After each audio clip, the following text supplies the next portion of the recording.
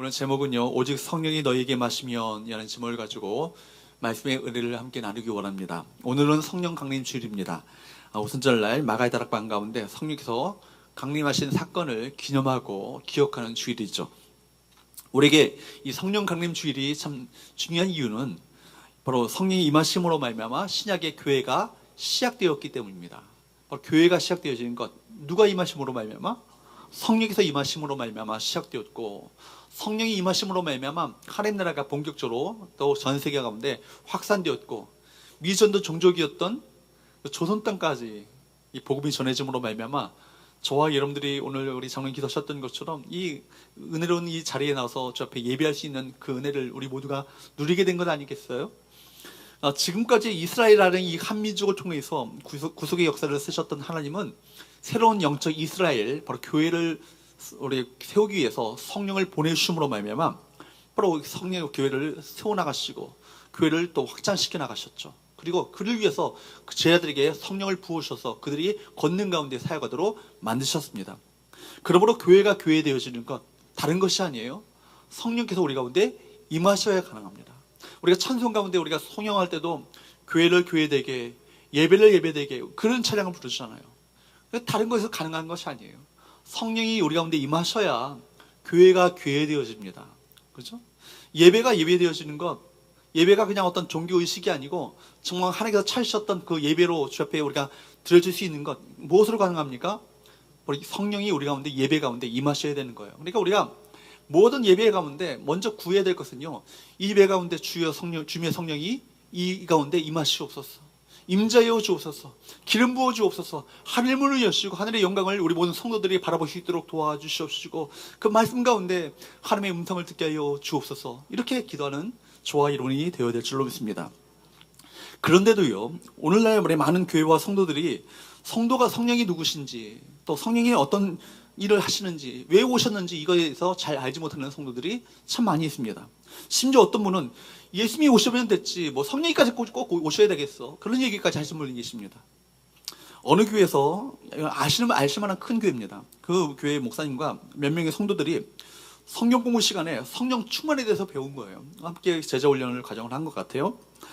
성경 공부가 끝나서 한 그 여자 집사님이 목사님에게 조용히 면담을 신청했습니다. 이런 얘기를 했다고 그래요. 근데 목사님, 오늘 공부를 했는데 아무래도 저는 성령 충만 체질이 아닌 것 같아요. 저는 성령 충만을 안 받았으면 좋겠습니다. 이런 얘기를 했답니다.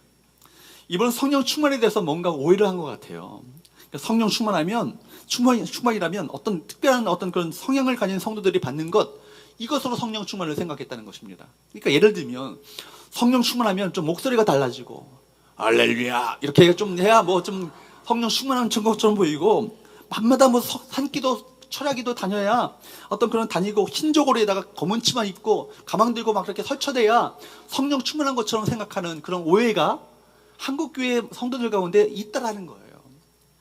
그러니까 자신같이 얌전하고 소심한 성격의 소유자는 성령 충만을 절대로 받을 수 없고, 받아서도 안 되겠다 생각해가지고 이렇게 조용히 얘기를 했다는 것입니다. 그러고 보면요, 우리 중에서도요, 성령님에 대해서 너무도 잘 알고 있는 분들이 참 많아요. 이 시간 우리 성령 강림 주일에 성령님에 대해서 바르게 알고 성령으로 충만한 우리 삶을 살아가시는 우리 모든 성도들 될 수 있기를 주님으로 축복합니다. 이를 위해서 세 가지를 여러분에게 말씀드리고자 하는데, 첫 번째는요, 한번 따라할까요? 성령 세례는 누구의 약속이다? 예수님의 약속이라는 거예요. 먼저 우리가 알아야 될 것은요, 예수님이 우리에게 성령을 보내주실 것이라고 수없이 약속하셨다는 거예요. 만약 우리에게 성령님이 별로 중요하지 않으신 분이라면 굳이 성령님을 세상에 보내실 것이라고 그렇게 말할 필요도 없으시고, 뿐만 아니라 성령 세례를 받아도 되고 안 받아도 되는 것이라면 굳이 주님께서 예루살렘을 떠나지 말고 아버지께서 약속하신 것을 기다리라 이렇게 말씀하실 이유도 없는 거예요. 그러나 예수님이 오시는 것이 너무나도, 성령님이 오시는 것이 너무나도 중요했기 때문에 예수님은 여러 차례에 걸쳐서, 수차례에 걸쳐서 성령님에 대해서 약속하셨고, 또한 성령의 세례에 대해서 약속해 주셨습니다. 주께서 이렇게 말씀하셨죠. 요한복음 14장 16절에서 17절 말씀을 보도록 할까요? 요한복음 14장 16절 17절 같이 한번 읽어보도록 합니다. 시작. 내가 아버지께 구하겠으니 그가 또 다른 보혜사를 너희에게 주사 영원토록 너희와 함께 있게 하리니 그는 진리의 영이라. 세상은 능히 그를 받지 못하나니 이는 그를 보지도 못하고 알지도 못함이라. 그러나 너희는 그를 아나니 그는 너희와 함께 거하심이요 또 너희 속에 계시겠습니다. 아멘. 여러분, 요한복음 14장과 15장과 16장은요 다락방 강화라 말하는, 다락방 설교라 말하는 어떤 본문입니다. 그러니까 예수께서 십자가에 달려 돌아가시기 직전에 그 제자들에게 마지막으로 중요한 메시지를 바로 그들에게 전해주셨던 그 설교가 14장과 15장과 16장에 기록되어 있어요. 그 14장 1절의 말씀을 보면 이렇게 시작하고 있어요. 너희는 마음에 근심하지 말라. 하나님을 믿으니 또 나를 믿으라. 왜냐하면 제자들이 심각한 근심 가운데 있었거든요. 왜냐하면 주님께서 곧 이 세상을 떠나가신대. 십자가에 달려 돌아가신대. 그리고 이 세상을 떠나게 되면 우리는 뭐예요? 예수만 믿고 3년 동안 쫓아다녔던 우리는 뭐가 되는 거예요? 고아처럼 버려짐을 당할 것이라는 어떤 근심 가운데, 심각한 두려움 가운데 그들이 처하게 됩니다. 어떤 예수 믿는 것조차도, 예수님을 따라하는 것조차도 녹록치 않은 어떤 환경 가운데 많은 핍박과 환란이 더해질 것이고, 그러면 우리는 어떻게 될 것인가라는 어떤 두려움 가운데 그들이 쌓이게 됐어요. 그러니까 14장이 이렇게 시작하는 거예요. 너희는 마음에 근심하지 말라. 하나님을 믿으니 또 나를 믿으라. 말씀하시면서 내가 아버지 집에 갈 때 너희를 위한 처소를 준비하겠다라고 말씀하시고, 그 이어 나오는 말씀이 오늘 본문의 말씀인 거예요. 내가 아버지께 구하게 있으니 내가 가는 것으로 끝나는 것이 아니라 또 다른 보혜사를 너희 가운데 보내줄 것이라고. 내가 그동안에는 너희 가운데 보혜사의 역할을 내가 감당했는데, 보혜사라는 말이 뭐예요? 파라클레토스라는 말인데, 파라클레이토스라는 말은 옆에서 나를, 곁에서 나를 지지해 주시고 도와주시고 붙들어 주시고 나를 붙잡아 주시는 그런 뜻을 갖고 있는 거예요. 그래서 이것을요 다양하게 번역될 수 있어요. 헬퍼라고 번역할 수 있고, 영어 성경에 보면은 헬퍼라고 번역하는 성경도 있고요, 카운슬러라고 번역하는 성경도 있어요, 변호사라고 번역하는 성경도 있어요, 우리 나를 붙잡아 주시는 분으로 번역하는 성경도 있어요. 어쨌든 그런 다양한 뜻이 바로 보혜사라는 말 속에 들어있는 거예요.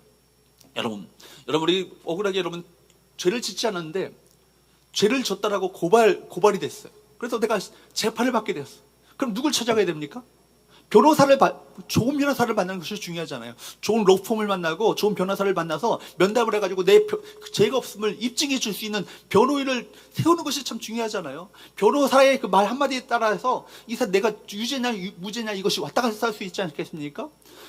반면에 나를 어찌하든지 죄인인 것을 입증을 시키려는 사람은 누구예요? 검사잖아요. 그러니까 나를 어찌하든지 죄가 있다는 것을 입증시키고 이 사람이 바로 죄인이라는 것을 밝히려고 고발하는 사람이 검사예요.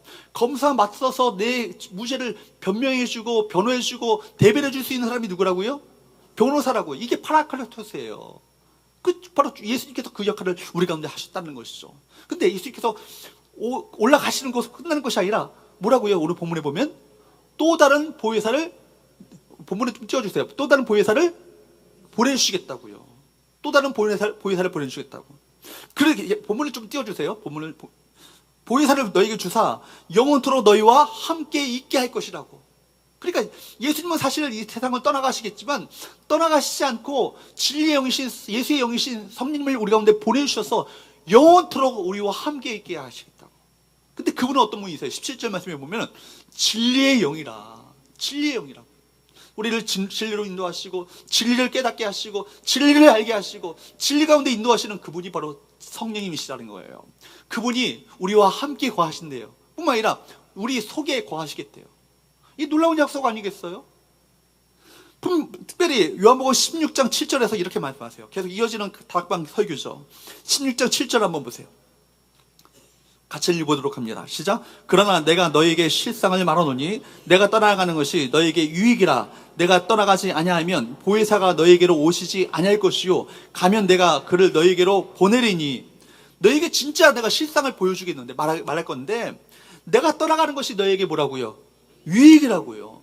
근데 사실은 내가 떠나가야 너희들에게 진짜 유익이야. 이 얘기를 하시는 거예요. 왜 그래요? 내가 떠나가지 아니하면 보혜사가 너희 가운데 오시지 않고, 내가 떠나가야 내가 바로 보혜사를 너희 가운데 보내줄 거라고, 이런 얘기를 하시는 거예요.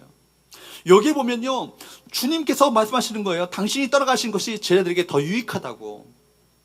여러분 보십시오. 무슨 얘기입니까?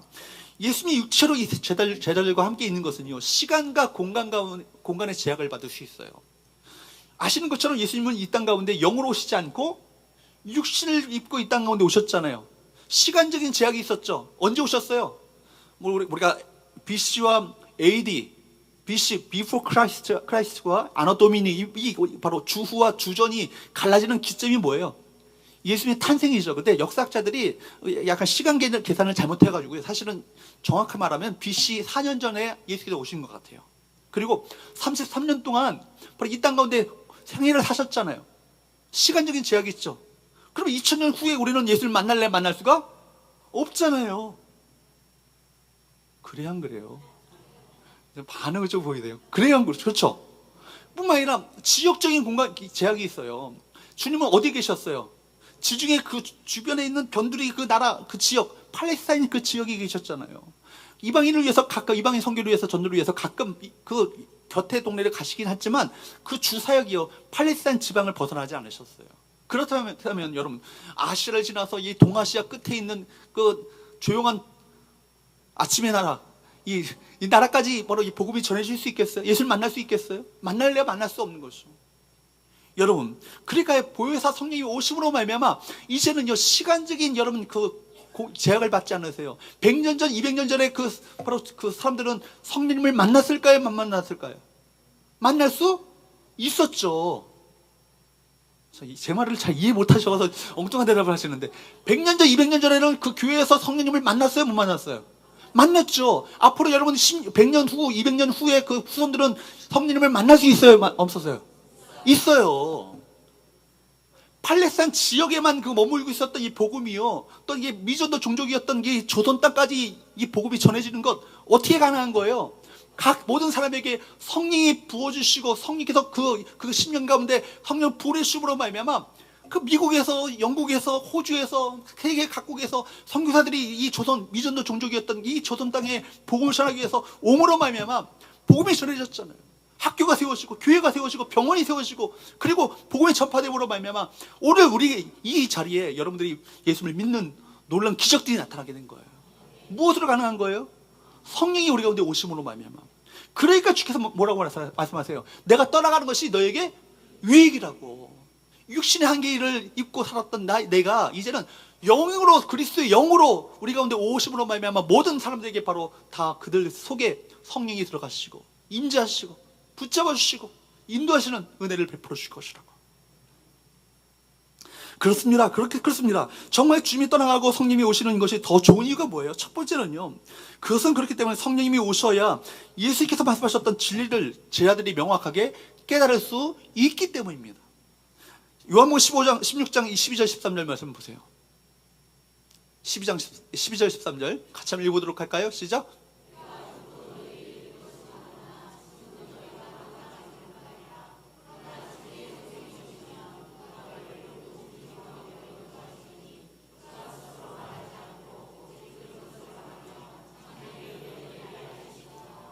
아멘. 아까 14장에서 뭐라고 했어요? 성령님은 어떤 영이라고요? 진리의 영이라고. 그 얘기를 더 지금 밝히 설명해 주시는 거예요. 내가 아직도 너에게 이를 것이 많으나 지금은 너희가 다 그런 거 얘기해도 감당하지 못한다고, 이해하지 못한다고, 깨닫지 못한다고. 그러나 누가 오시면, 진리의 성령이 오시면 그 모든 것을 깨닫도록 만들어 주신다고.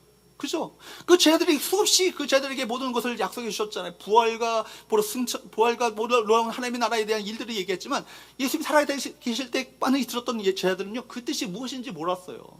성령을 받고 나니까 주님께서 살아생전에 말씀하셨던 것이 바로 그 뜻이었구나, 그런 의미였구나, 이것을 깨닫게 된 거예요. 그죠? 진리의 성령이 오시면 그가 너희를 어떻게 인도하신다고요? 모든 진리 가운데 우리를 인도하신다고. 또 뿐만 아니라 스스로 말하지 않고 오직 들은 것을 말하며 장래일을 너희에게 알려주실 것이라고. 성령이 우리 가운데 오셔야 영적인 눈이 떠지게 되는 거예요. 영적인 귀가 열려지게 되는 거예요. 심령의 문이 열려지게 되는 거예요. 아무리 여러분이 오늘 말씀 가운데 말씀을 전해도요, 어떤 사람들은 그 말씀을 듣고 깨닫고 10년 가운데 하나님의 음성으로 듣는 사람이 있는 반면에 어떤 사람은 한 귀로 듣고 한 귀로 흘리고 조용한 자장가로 느껴지는 분들이 계셔요. 무엇의 차이예요? 성령이 그 예배 가운데 그 10년 가운데 역사하시는가 역사하지 않는가에 따라서 달라진 것 아니겠습니까? 두 번째, 우리가 성령께서 오셔서 함께 하셔야 그 제자들이 권능을 받고요 땅끝까지 이르러 예수의 증인이 될 수 있기 때문에 떠나가는 것이 더 유익이라고. 성령께서 오시는 것이 유익이라고 말씀하시는 거예요. 아시는 것처럼 사도행전 1장 8절 말씀입니다. 한번 사도행전 1장 8절 같이 한번 읽어보도록 할까요? 시작.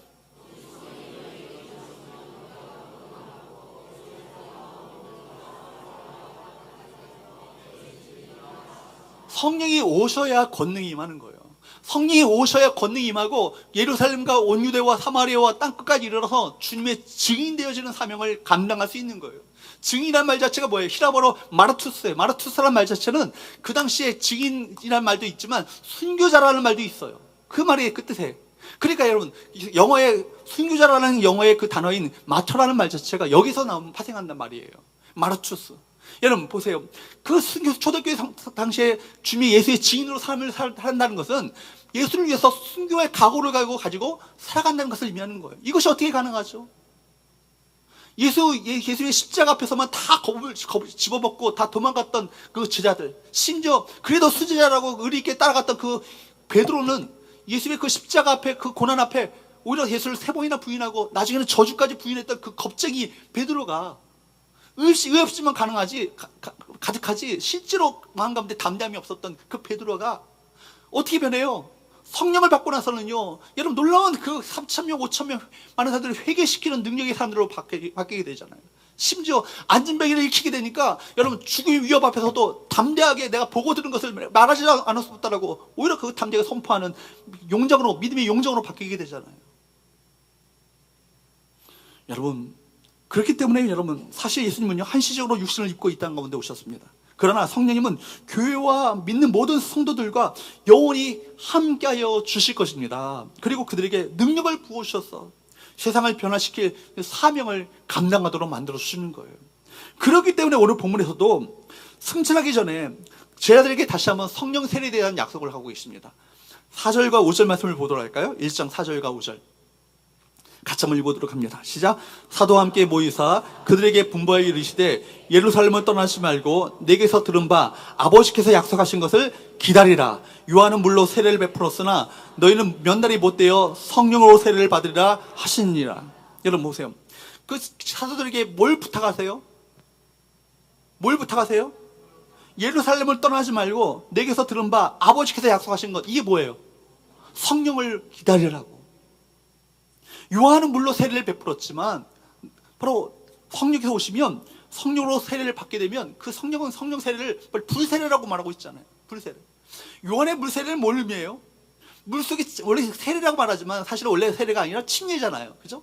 우리가 약식으로 세례를 베풀고 있지만 물속에 잠기는 침례잖아요. 원래가. 침례는 물속에 잠긴다는 걸 뭘 의미하죠? 내 옛사람이 죽는 물에 잠기는 순간 수장된 것을 의미하잖아요. 물속에서 다시 떠오르는 순간 뭘 의미하는 거예요? 새로운 생명으로 다시 태어나는 것을 말해요. 그러나 몸은 물속에 잠기지만 실제로 몸은 새로운 생명으로 태어나지 않아요. 그죠? 많은 사람들이. 그러나 성령으로 우리 가운데 성령 세례를 받게 되면 성령 세례는 곧 불세례예요. 불세례. 불세례는 뭐예요? 옛 자아가 완전히 불태워지는 거예요. 불태워지고 새로운 생명으로 다시 태어나는 놀라운 역사가 누구로 말미암아? 성령 세례로 말미암아 가능하게 되는 거예요. 그러면 성령 세례 가운데 우리 가운데 임하시게 되면 가치관이 달라져요. 비전이 달라져요. 우리 인생의 어떤 목적이 달라져요. 그죠? 세계관이 달라지게 되는 거예요. 또 뿐만 아니라 성품의 변화가 있습니다. 성령의 열매, 인격의 변화가 있는 거예요. 그죠? 은사가 나타나요. 능력이 나타나요. 권능이 나타나요. 내 힘으로 하는 것이 아니기 때문에 성령의 능력으로 하는 것이기 때문에 여러분 이 놀라운 성령 세례가 우리 가운데 임하게 될 것이다. 이것을 약속해 주셨어요. 여러분 여기 보면요, 주님은 제자들에게 뭘 부탁하셨다고요? 예루살렘을 떠나지 말고 아버지께서 약속하신 그 성령을 기다리라고 말씀하셨어요. 사실 예수님의 꿈은 뭐예요? 예수의 비전은 뭐예요? 하나님 나라잖아요. 하나님 나라. 지금 복음서에서 계속 선포했던 내용들이 뭐예요? 하나님 나라에 대한 이야기를 하셨잖아요. 비유도 하나님 나라에 대한 비유를 말씀하셨잖아요. 결국 예수의 꿈과 비전은요, 하나님의 나라예요. 하나님 나라를 그 여러분 전파하셨어요. 그리고 주님께서 부활하시고 나서 바로 부활하자마자 하늘로 승천하신 것이 아니에요. 바로 부활하자마자 하늘로 쭉 올라가신 것이 아니라 며칠 동안 계셨어요? 40일 동안 계셨어요. 40일 동안 뭐 하셨는가 한번 보세요. 3절 한번 볼까요? 오늘 읽지 않았지만 3절 말씀을 읽어보도록 합니다. 시작.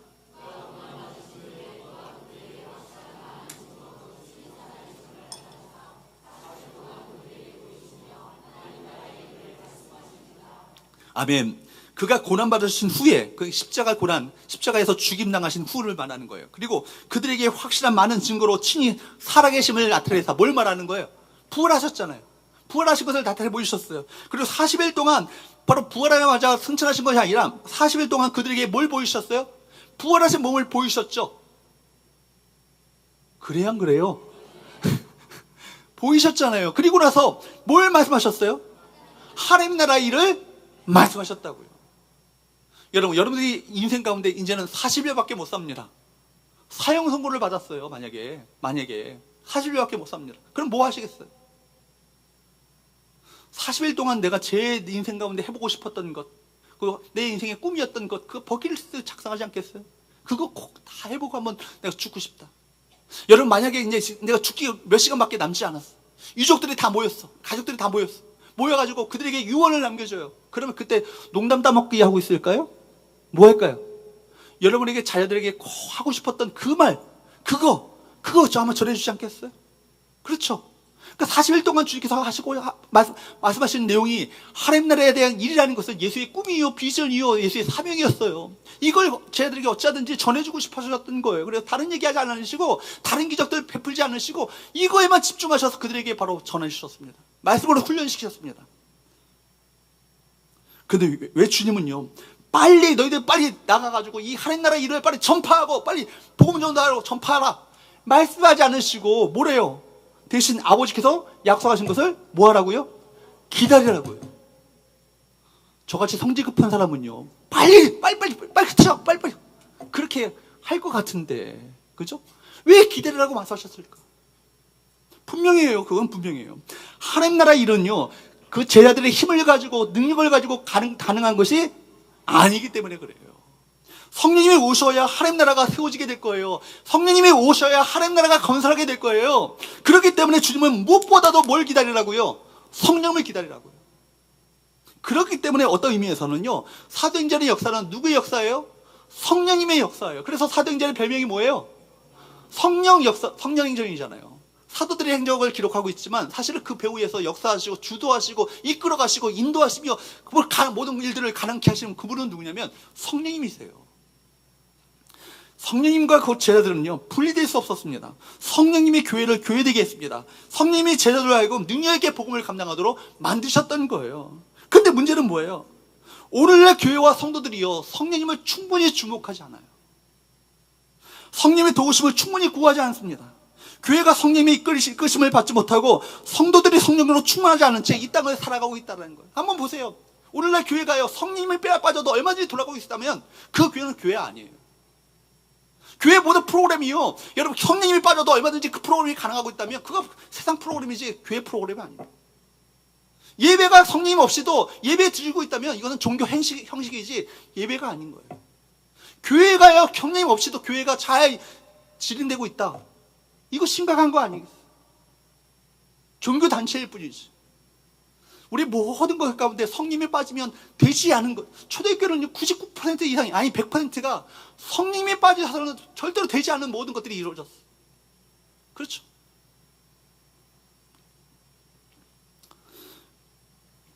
오늘날 우리 많은 교회들이요, 이미 성령님을 구하지 않고 성령님에 대한 갈망도 없고 성령으로 충만하지 않은 채 이 땅을 살아가고 있습니다. 그 결과 어떻게 되었습니까?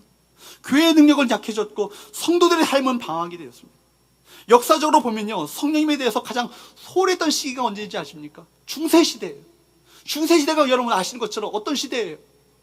부와 권력을 교회가 다 쥐고 있었어요. 교회가 어떻게 보면 가장 강력했던 시대가 바로 그 중세시대 아니에요. 모든 것을 갖게 되니까 더 이상 갈급함이 없어. 갈망이 없어요. 그러니까 세상 탐욕과 세상 욕심으로 가득한 산처로 전락해버린 교회가 중세시대 아니에요.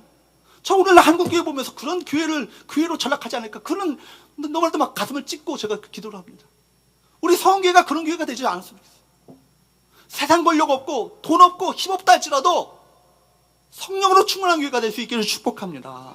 내 힘으로 내 자원을 가지고 하는 것이 아니라 성령의 후원하심으로, 성령의 도우심으로, 역사하심으로 말미암아 든든히 서가는 교회가 되시길 바랍니다. 교회 안에 세상 탐욕이 들어오니까요, 막장 드라마를 교회가 쓰고 있잖아요. 그죠? 얼마나 지금 목사에게 쪽팔릴 정도로 진짜 목사에게 쪽팔릴 정도로. 얼마나 그 교회가 정말 그런 교회가 교회 같지 않은 교회들이 얼마나 많이 있어요.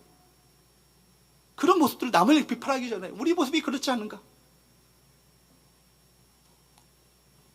기독교가요, 로마의 국교가 되어지고 교회가 권력을 가지게 되니까 당시의 교회들은 더 이상 성령님을 구하지 않습니다. 오늘날에도 살기 편해졌다고 많은 교회와 성도들이요, 성령님을 구하지 않아요. 은혜를 구하지 않아요. 주의 도우심을 구하지 않아요. 저 어릴 때만 해도 여러분 이렇게 편안한 안락 의자에서 등받이에 쿠션도 있고 바닥에 쿠션도 있는 방석도 있는 이런 의자에서 예배 안 드렸잖아요. 옛날 분들 아시죠? 어디에서 드렸어요? 다 마룻바닥 아니에요. 차가운 마룻바닥. 거기서 근데 마룻바닥에 드리는데 그것도 그냥 편하게 양반 의자로, 양반 다리로 하지 않고 무릎 꿇어서 2시간, 3시간을 그렇게 기도하면서 울부짖으면서 눈물로 탄식하며 기도했던 많은 우리 선배 성도들의 어떤 모습들이 지금도 생생합니다. 그죠? 그분들은 날마다 주 앞에 기도할 때마다 눈물이 맺히는 것. 주님 도와주시지 않으면 살 수 없습니다. 주님 은혜 없이는 내가 살 수 없습니다. 눈물로 탄식하면서 기도하는 그 눈물의 기도가 가득했던 교회가 그런 우리 어린 시절 교회 아니에요? 그 교회가 얼마나 순수했습니까? 그 교회가 한국 교회 사회 속에서 기독교가 아주 소수였지만 그 성도들은 그래도 적어도 사회 속에서 인정을 받고 사회 속에서 영향력 미치는 성도였어요. 그러나 교회가 권력을 지게 되시고 돈을 갖게 되시고 교회가 좀 뭔가 힘을 갖게 되니까 뭐예요? 더 이상 성령님 없이도 얼마든지 우리가 이런 일들 가능하다고 생각하며 살아가는 착각 속에 살고 있는 한국 교회가 되어버리잖아요. 여러분, 성령님을 구하셔야 돼요. 성령님 은혜 없이는, 도움 없이는 살 수 없는 존재임을 고백하면서 겸손히 주님을 구하시는 그 은혜가 우리 모두에게 있게 되기를 주님으로 축복합니다. 우리 중에는 10년, 20년 교회를 다니긴 했지만, 심지어 몇 대에 걸쳐서 교회를 섬기고 있지만 성령 충만을 경험하지 못한 사람들이 있을 수 있습니다. 참으로 안타까운 일이에요. 그런 분들은 성령님이 주시는 놀라운 은혜들을 다 놓치고 계신 거예요. 그리고 주님은 제자들이 물세례를 받았지만 그것 가지고는 세상을 이길 수 없다는 것을 너무나 잘 알고 계셨어요. 그래서 제자들에게 성령으로 세례를 받아야 한다, 계속 거듭거듭 강조하셨던 거예요. 여러분 어떻습니까? 혹시 교회는 오래 다녔지만 성령의 임재, 성령 세례를 경험하지 못했습니까? 그렇다면 꼭 기억하십시오. 물 세례 받은 것으로 끝이 아니에요. 성령의 세례를 받아야 한다. 그래야 올바른 믿음의 삶을 살 수 있다. 이것이 주님의 메시지 아니에요.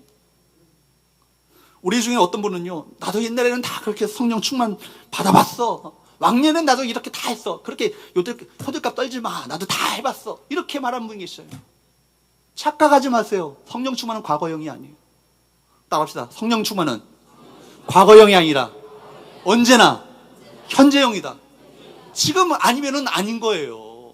과거에 성령 충만했다고 뻐기지 마시라고요. 지금 아니면 아닌 거라고요. 지금 은혜에 대한 갈급함이 없고 사모함이 없고 주님께 대한 그 간절한 어떤 그런 은혜에 대한 불붙는 마음이 없다면 여러분 지금 심각한 상태 가운데 있는 거예요. 여러분 언제나 성령의 세례, 성령의 충만함을 경험하고 그 임재 속에 살아가시는 우리 모든 성도들 될 수 있기를 주님으로 축복합니다. 두 번째, 따라합시다. 성령으로 하나님과 동역하라. 그렇다면 왜 예수님께서는 제자들에게 성령의 세례를 받으라고 약속하셨을까요? 그것은 성령께서 충만히 임하셔야 권능을 받고 예수의 증인으로 이 땅을 살 수 있기 때문입니다. 8절 말씀을 다시 한번 볼까요? 같이 한번 읽어보도록 할까요? 시작.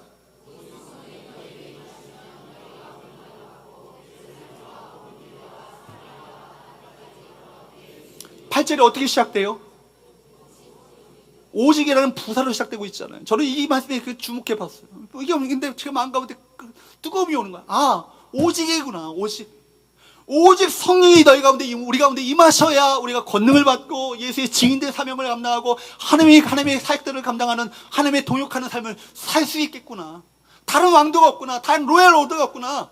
바로 성령이 임하셔야만 권능을 받게 되고, 성령이 임하셔야만 예수의 증인된 삶을 살게 되어지고, 성령이 임하셔야만 전도가 가능하고, 성령이 임하셔야만 바로 진정한 영적 부흥이 우리 가운데 임하게 될 것이고, 교회가 교회 되어질 것이고, 예배가 예배가 되어질 것이고, 성도가 성도다워지는 그런 삶이 가능하겠구나.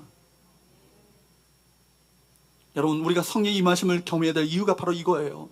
우리가 세상을 살아갈 때요, 돈도 필요하고 지식도 필요하고 재능도 필요합니다. 어떤 전문적인 노하우도 필요합니다. 그러나 교회와 성도들에게 가장 필요한 것은 다른 것이 아니에요. 뭐가 필요해요? 성령님이에요.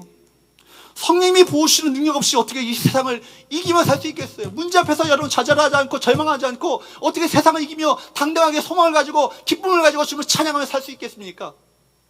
어떻게 가능해요? 성령이 충만하면 가능해요. 문제가 문제되어지는 거 내가 성령 충만하지 않기 때문에 그래요.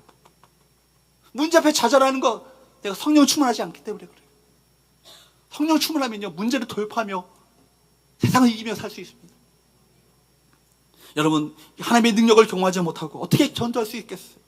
하나님의 영광을 체험하지 않고 어떻게 주님께서 맡겨주셨던 이 사역을 감당하며 하나님의 동역자로 삶을 살 수 있겠습니까? 할 수 없는 거예요. 그래서 오늘 성경의 말씀을 보면 어떻게 시작한다고요? 오직이라고요. 오직 성령이 너에게 임하시면 그래야 권능을 받습니다. 그리고 예수의 지인으로서 하나님의 동역하는 삶을 살 수 있다는 거예요. 미국의 유명한 부운동가였던 찰스 피니는 이런 얘기를 했어요.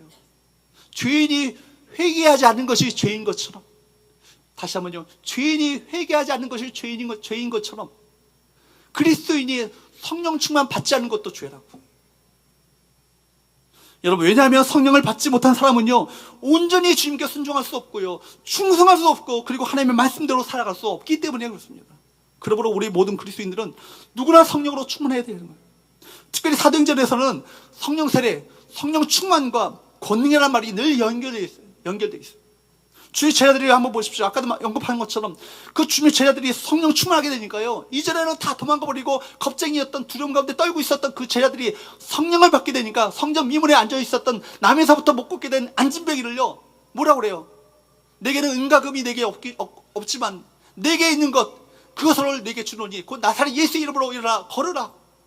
성령이 충만함으로 말미암아 권능을 받게 되어지고 그 권능을 가지고 안진뱅이를 일으켜 세우는 놀라운 역사가 나타났잖아요. 그것으로 말미암아 그들이 죽음의 위협을 받게 됩니다.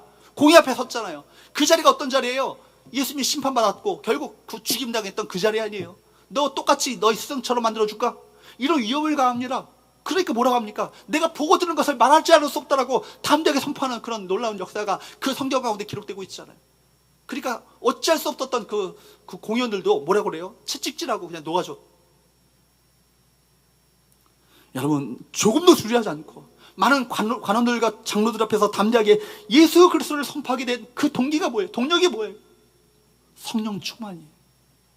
그러므로 여러분, 저와 여러분들도 이런 성령의 임재를 경험하셔야 돼요. 어떤 면에서는 성도들에게 가장 중요하고 시급한 기도는 다른 것이 아니라 성령의 임하심, 성령의 기름 부으심을 구하는 것입니다. 어떤 기도보다도 성령 충만을 위해서 기도하는 저와 여러분 되시기를 주로 축복합니다. 그러므로 세 번째 따라합시다. 성령으로 충만하라. 그렇다면 어떻게 해야 성령의 충만함을 경험할 수 있을 것인가? 두 가지 기억하셔야 돼요. 두 가지. 첫 번째는요, 따라합시다. 순종하라. 첫 번째는 순종하는 거예요. 그 제자들이 예수의 말씀에 순종하여서 예수의 그 예루살렘 마가다락방에 모였잖아요. 예루살렘을 떠나지 말라고 아버지께서 약속하셨던 그것을 기다리라고 말씀하셨잖아요. 주님 말씀에 그들이 어떻게 했어요? 어떻게 했죠? 순종했잖아요. 사실 그들이 예루살렘을 떠나지 말고요 성령의 강림을 기다리는 것, 이거 참 위험천만한 일입니다. 쉽지 않은 결정이에요. 왜냐하면 예루살렘은 안전한 곳이 아니었기 때문에 그래요. 여전히 지금 예수 믿는 사람들을 잡아 죽이려고 혈안이 됐던 그 관원들과 공연들 있잖아요. 그죠? 그리고 바리새인들, 서기관들, 사두개들이 있잖아요. 대제사장들이 있잖아요. 그들이 풀었던 로마의 그 군인들의 가속들이 있잖아요. 그들 잡으려고, 제자들 잡아달라고 지금 혈안이 되어 있어요. 그들 가운데 죽음의 위협이 언제 닥쳐올지 모르는 상황이었습니다. 그럼에도 불구하고 그들은 주님의 말씀에 그들을 순종했습니다. 순종의 자리, 바로 그곳에 성령님이 임하셨다는 거예요. 여러분, 누가 성령 충만을 받을 수 있습니까? 순종하는 사람들입니다. 주께서 예루살렘에 머물라고 하니까 정말 순진하게 그대로 순종하고, 그렇게 모이라고 하니까 순진하게 그렇게 모였던 사람들, 그렇게 순종한 거예요. 그런 순종의 사람들에게 누가 임하셨다고요? 성령이 임하셨다고요. 제 얘기인가요? 그렇지 않아요. 성경이 그렇게 말하고 있잖아요. 사도행전 5장 32절 맞습니다. 사도행전 5장 32절 한번 읽어보도록 합니다. 시작.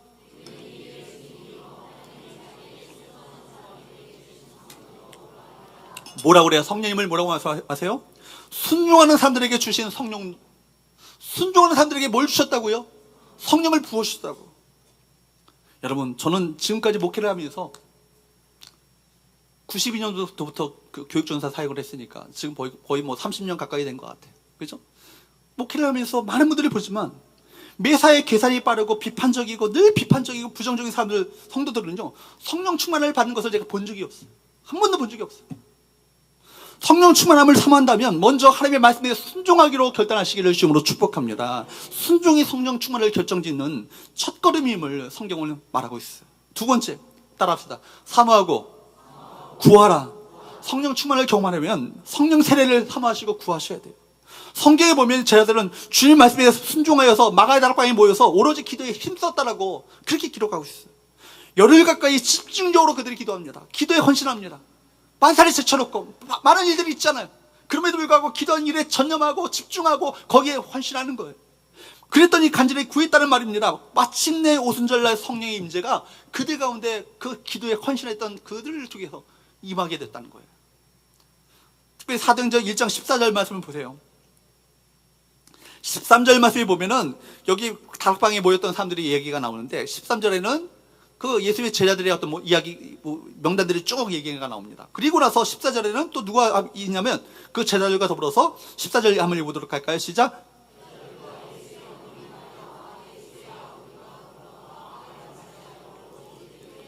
여러분, 이 사람들이 어떻게 했다고요? 더불어. 함께 했다는 것을 말하는 거예요. 함께 했다는 거. 그렇죠? 더불어. 집에서 기도할 수 있어요. 그렇죠. 그러나 함께 모인 자리 가운데 성령이 임하신다는 거예요. 함께 모임. 뿐만 아니라 뭐라고 합니까? 마음을 같이 하였다고. 마음을 같이 하였다고. 그러니까 함께 모인 것으로 끝난 것이 아니라 한 마음이 되었고 한 뜻이 되었고 한 정신이 되었고 같은 말을 가지고 같은 사모하는 기도를 가지고 주 앞에 기도했다는 거예요. 집중으로 기도했다는 거예요. 뿐만 아니라 뭐라고요? 오로지 기도에 힘쓰더라. 영어 성경 보니까 그들 자신을 기도에 헌신했다. 그렇게 말하고 있습니다. 어디에 헌신했다고요? 기도에 헌신했다고. 여러분 보십시오. 여기에 중요한 것은요, 그것이 아니라, 근데 중요한 것은 그것이 아니라 그분이라는 거예요. 어떤 사람들은 성령의 충만을 구하자고 한다면 단순히 어떤 능력이나 은사만을 구하는 것으로 오해합니다. 아닙니다. 성령님을 구하는 거예요. 분명히 기억하세요. 성령님은 인격적인 분이기 때문에 우리가 구할 때 우리 가운데 임하셔요. 제가 제 경험을 얘기해 볼까요? 어떤 분이 얘기를 한 거예요. 실제 있었던 얘기예요. 전에 교회에서. 목사님, 오늘 밤에 성령이 임하시면 어떡하죠? 저 선교하라고 보내시면 어떡하죠? 이런 걱정이 있는 거예요. 그러시면 염려하지 말라고, 집사님한테 절대로 임하시 않으니까. 내 마음 가운데서 인격적인 분이시니까 원하고 사모하는 사람들에게 임하지, 성님이 내가 원하지 않는데 막 들어가가지고 신들린 것처럼 그 빙의가 돼가지고 그렇게 임하는 게 아니라는 거예요. 성님은 어떤 분이시라고요? 인격적인 분이시기 때문에 사모하고 구하는 자들에게 임하신다는 거예요. 내 안에 숨겨진 죄, 우리의 자신의 고침을 내려놓고 성님이 우리 가운데 오셔서 그분으로 채워달라고 기도해 보십시오. 사모하는 그 기도의 자리가 바로 성령 충만의 자리가 되어질 줄로 믿습니다. 저와 여러분들이 이 시간 성령의 세례, 짧은 시간 우리 기도하지만 성령의 충만함을 경험하는 이 자리가 될 수 있기를 바랍니다. 제자들에게 성령으로 세례를 받으라고 약속하셨습니다. 바로 그 제자들은 주님의 명령에 순종하였고 간절히 기도하다가 성령의 인지와 성령으로 충만하게 되시는 놀라운 역사를 그들이 경험하게 되잖아요. 마침내 그들이 꾸지 못했던 꿈과 비전 가운데 사로잡히게 되었고, 이제는 경험하지 못했던 능력과 권능을 가지고 세상을 변화시키고 세상을 바꾸는 놀라운 믿음의 사람들로 바뀌어졌던 것을 보게 됩니다.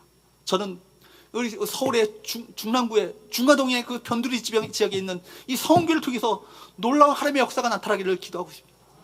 뭐라고 다른 것이 아니에요. 우리가 뭐 돈이 있어서 그 놀라운 일들을 하는 거 아니에요. 어떤 우리 가운데 무슨 국회의원이 있고 대통령이 있어서 권력이 있어가지고 그 권력에 빗대가지고 우리가 위대한 일을 하는 거 아니에요. 비록 변두리 지역에 우리 좀 보잘것없는 그렇게 가난한 교회이지만, 그러나 이 교회 가운데 성령으로 충만하게 되시면 이 교회를 통해서 놀라운 하나님의 역사가 나타나게 되시고 우리는 하나님의 놀라운 동역자로 쓰임받게 될 줄로 믿습니다.